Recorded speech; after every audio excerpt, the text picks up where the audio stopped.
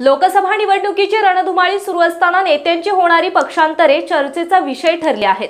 अशातच पंढरपूरमधील राष्ट्रवादी शरदचंद्र पवार पक्षाचे नेते अभिजित पाटील यांच्याही भाजप प्रवेशाची शक्यता वर्तवली जाते।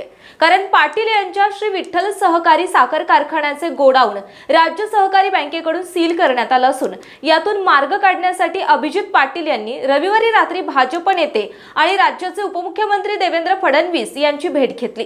या भेटीनंतर पाटील यांनी केलेल्या सूचक वक्तव्याने त्यांच्या भाजप प्रवेशाच्या चर्चांनी आणखीनच वेग पकडलाय। कारखाना वाचवण्यासाठी मी कुठेही जाऊ शकतो असंही त्यांनी म्हटलंय। दरम्यान अभिजित पाटील यांना राष्ट्रवादी शरदचंद्र पवार पक्षाचे अध्यक्ष शरद पवार यांनी पंढरपूर विधानसभा मतदारसंघातून काही महिन्यांपूर्वीच उमेदवारी जाहीर केली आहे। तसंच पाटील यांचा सोलापूर आणि माढा लोकसभा मतदारसंघातही चांगला जनसंपर्क आहे। असा तरुण नेता भाजपमध्ये गेल्यास हा शरद पवारांचा राष्ट्रवादीला मोठा धक्का असणार आहे।